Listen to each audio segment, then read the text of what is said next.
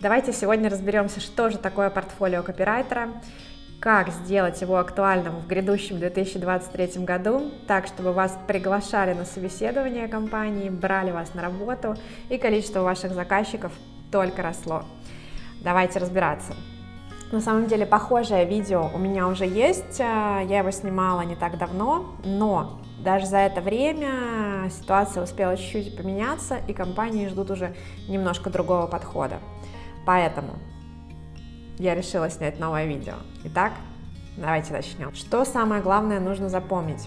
То, что компании хотят очень быстро, просматривая огромное количество резюме тех кандидатов, которые откликаются на их вакансии, очень быстро понять, подходит им этот человек или нет, нужно ли его приглашать на собеседование или не нужно. Поэтому вам нужно выделиться среди вот этой огромной массы резюме, которые приходят. Нужно понимать, что если компания большая, если много людей хочет там работать, если у них большая редакция, то каждый рекрутер получает примерно 50 резюме за день. Да? Это минимум. У некоторых компаниях доходит и больше сотни, и несколько сотен. Соответственно, у человека, который просматривает эти отклики, у него нет времени глубоко погружаться в ваш опыт, что-то там разбираться, понимать. Ему нужно сразу, желательно из вашего сопроводительного письма, понять, да или нет, переходите вы на следующий этап или нет. И здесь как раз поможет ваше портфолио. Что для этого нужно сделать? Нужно индивидуально для каждого отправлять релевантные компании и их запросу примеры ваших работ. Как это сделать так, чтобы не тратить на это огромное количество времени каждый раз, делать это быстро и в большом количестве?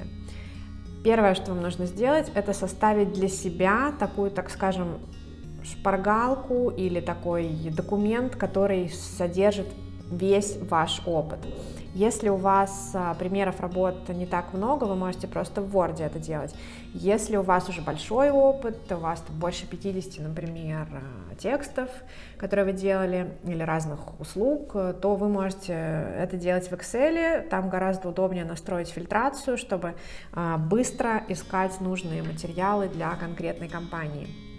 Я рекомендую, если у вас больше 50 материалов, то однозначно делайте это уже в Excel. Если у вас пока ни одного нет материала, вы начинающий автор, который хочет просто стать копирайтером и не знает, как это сделать, у меня есть видео на эту тему, заглядывайте в описание, посмотрите сначала его и потом возвращайтесь сюда. Вы точно сможете создать некоторое количество материалов и уже дальше из этого видео поймете, как оформить их в портфолио.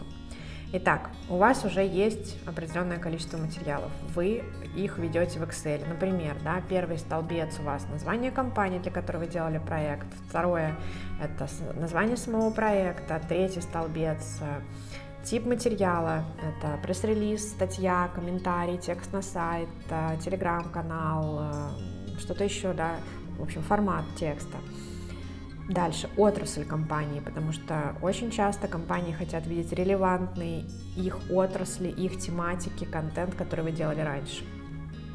Таким образом вы сделаете разные столбцы, сможете настроить в Excel фильтр и дальше уже подбирать нужный список ваших работ под конкретную компанию, делать это быстро. Например, вы сможете быстро отфильтровать по типу материала, собрать все статьи, которые вы написали.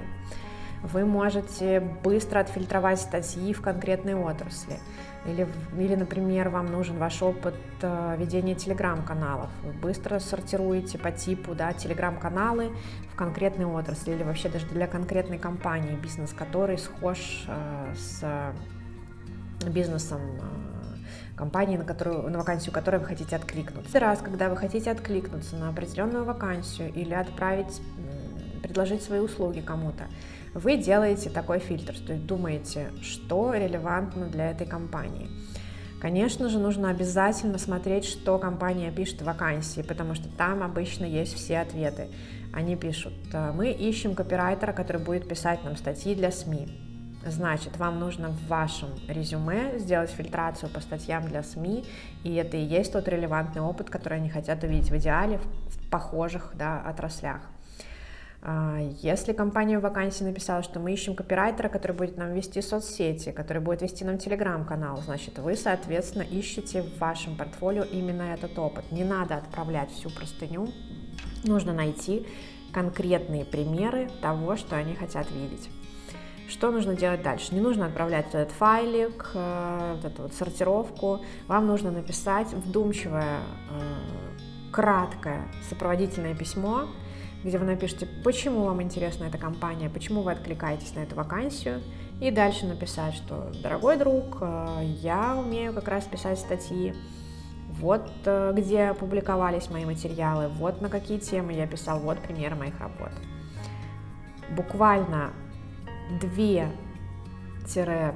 материалов, 2-5 материалов, этого уже будет достаточно, да? Главное, чтобы они были, опять-таки, релевантными.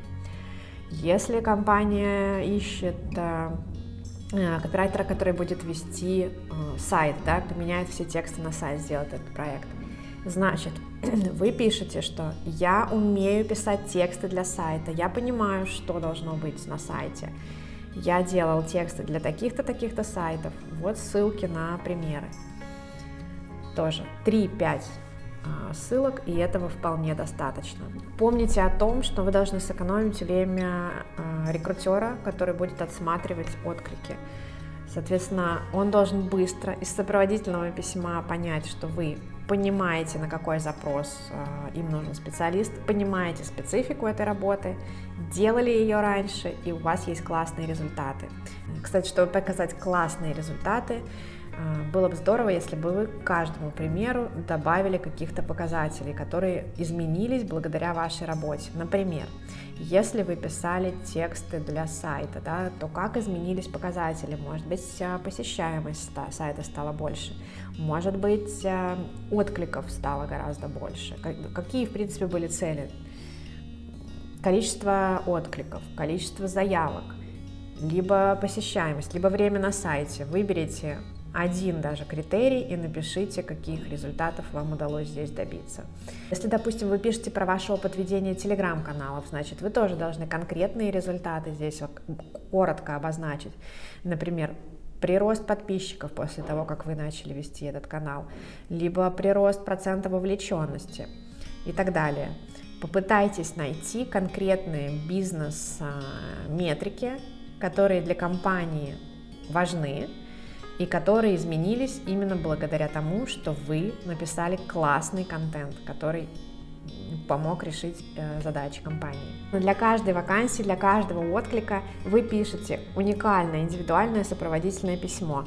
Конечно, тут нужно чуть-чуть постараться, но это реально не занимает много времени, особенно если у вас есть вот такой файлик, где вы фильтруете ваши работы, и вы можете быстро вставлять их в сопроводительное письмо и рассказывать о своем опыте. Конечно, никогда не стоит врать. Если у вас соответствующего опыта нет, но вы очень хотите поработать с этой компанией, значит, вы должны так и написать, что именно такого опыта у меня нет, но у меня есть похожий. И подобрать что-нибудь хотя бы, что может перекликаться с тем, что нужно компании. Например, компании нужно, чтобы вы вели их телеграм-канал, вы никогда этого не делали, но вы, например, вели другие соцсети.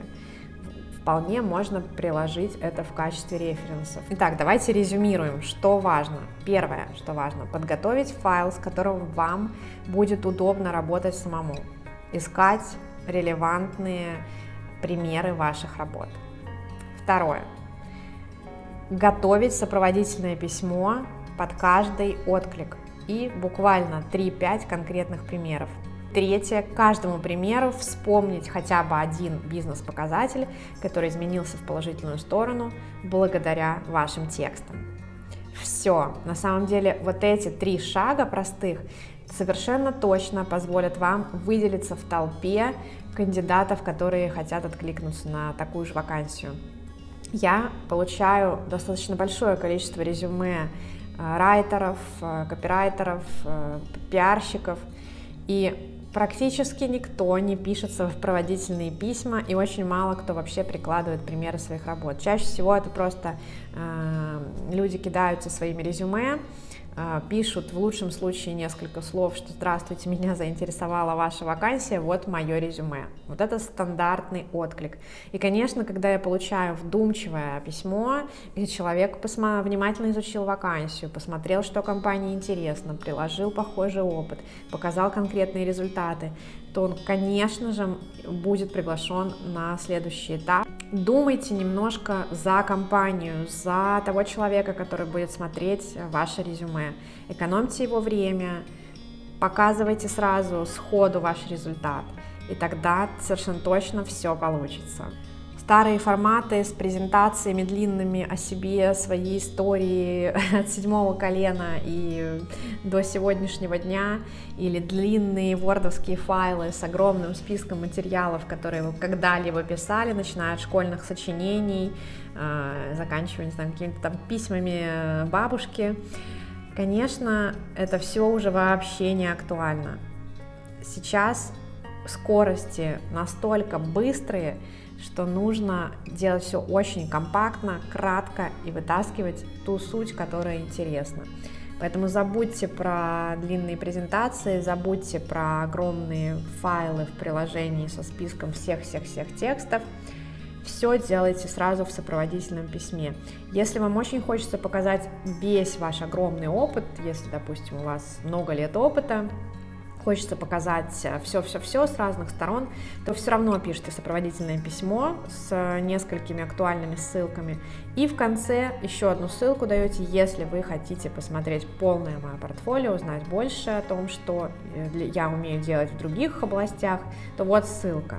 Если человек захочет, он пройдет и посмотрит. Если ему достаточно будет тех 3 материалов, которые вы выбрали из своего портфолио с похожим опытом, то он даже не пойдет туда, и все равно вы попадете на следующий этап. Не нужно никаких сложных схем. Делайте все максимально просто, максимально коротко и быстро, но при этом выжимайте всю суть, выжимайте весь сок. И тогда совершенно точно вы будете получать работу, которую хотите, и получать новых заказчиков, которые будут передавать вас из рук в руки, как самого надежного, самого классного подрядчика. Это все, что я хотела рассказать в этом видео. Задавайте вопросы на тему портфолио в комментариях. Мне будет очень интересно почитать, что вы думаете, ответить на ваши вопросы. И до встречи в следующих видео. Всем пока!